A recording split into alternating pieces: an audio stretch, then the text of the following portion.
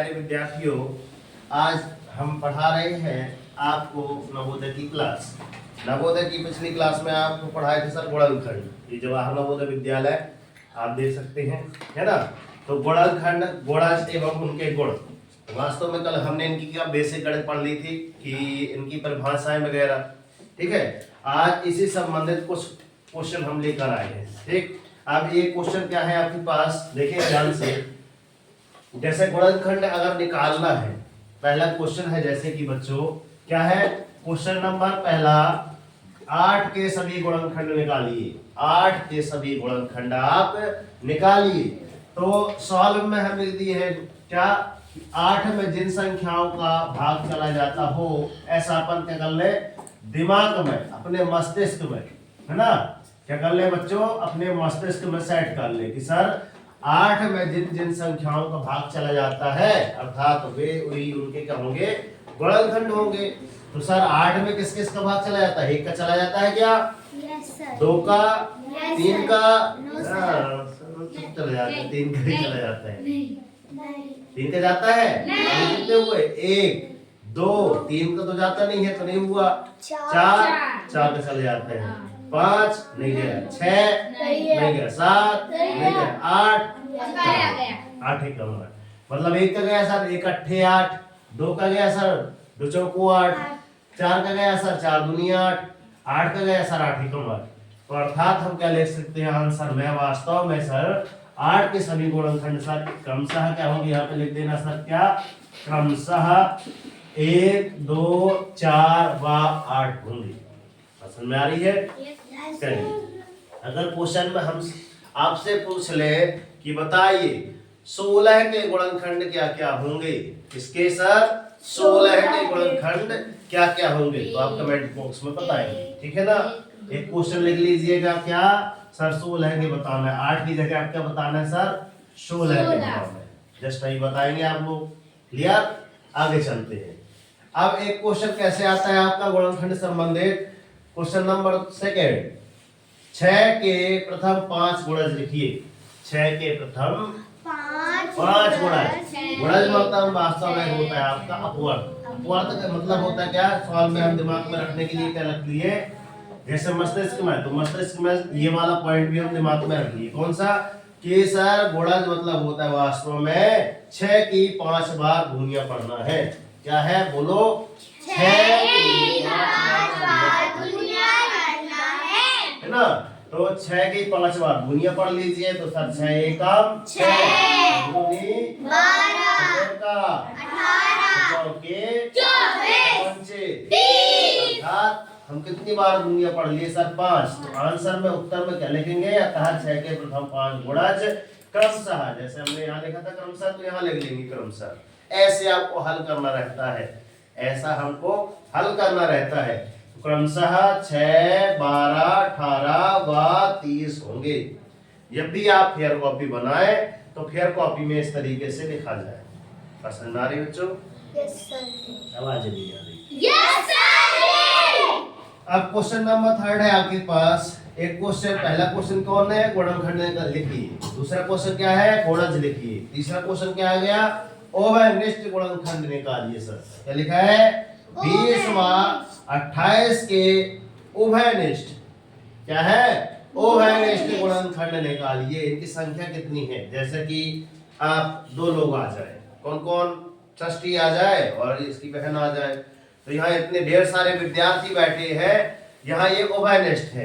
क्या है, उभयनिष्ठ अर्थात कैसे उभयनिष्ठ, वेदिका आ जाए और योगिता आ जाए।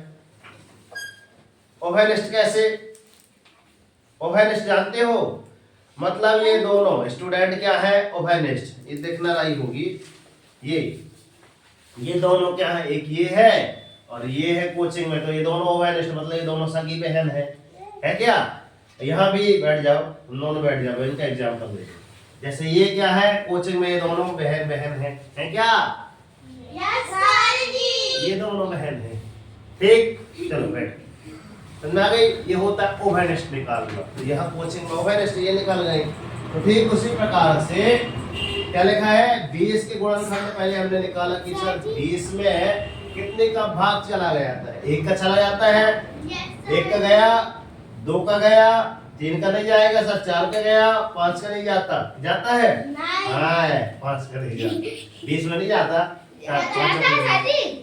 तो यहाँ लिखा है, देख तो चलो यहाँ पे, एक का गया सर, दो का भी गया, चार का गया, पांच का गया, 10 का गया, 20 का गया, 20 से कम 20। अर्थात अगर भी निकाला जाए कि सर 20 के गुणनखंड तो 1 2 4 5 10 20 हो गए, ठीक है ना। इसी प्रकार 28 के गुणनखंड, 28 के गुणनखंड सर 1 2 4 7 14 28, अर्थात 28 में 28 का भाग चला जाएगा, 28 में सर 14 का भाग चला जाएगा, सर 28 में 7 का ही भाग चला जाएगा, सर 28 में 4 का ही भाग चला जाएगा, 28 में 2 का ही भाग चला जाएगा और 28 में 1 का ही भाग चला जाएगा। बात समझ में आ रही है? यस इस प्रकार से हमको क्या निकालना रहता है? उभयनिष्ठ गुणनखंड। तो उभयनिष्ठ गुणनखंड में अब देखते हैं दोनों में कॉमन क्या है। इंग्लिश वोकैबुलरी जो बड़ा अच्छा है, कॉमन, जल्दी समझ में आएगा। तो जैसे हमने इतने सारे स्टूडेंटों में कॉमन निकाल ली कि 2 सगी बहन आए, तो षष्ठी आ गई और क्या नाम है उनका?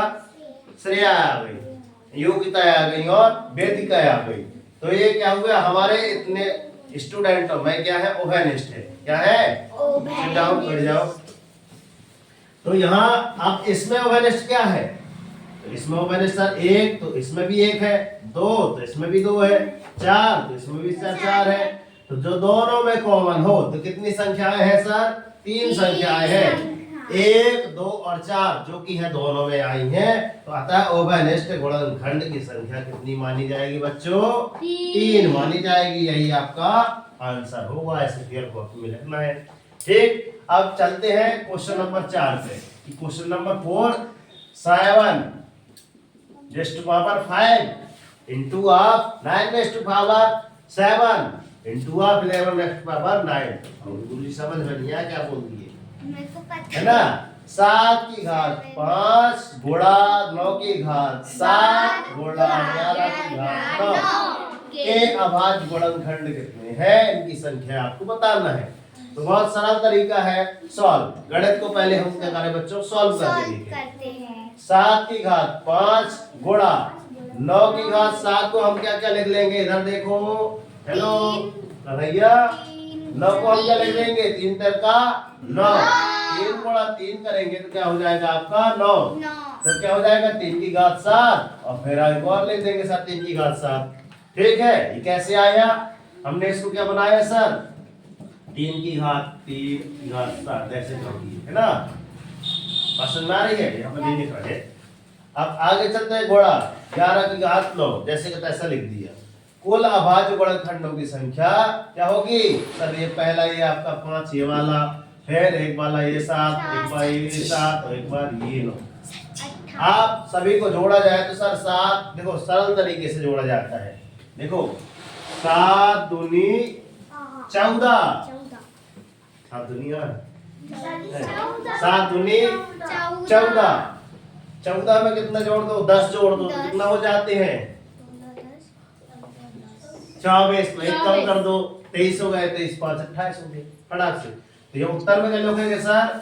अतः अभाज्य गुणनखंडों की, अतः अभाज्य गुणनखंडों की संख्या, गुणनखंडों की संख्या, यही आपका नवोदय में आएगा, ध्यान रखना, 28 होगी। बात क्लियर? अब एक क्वेश्चन आपके लिए है कि क्या है?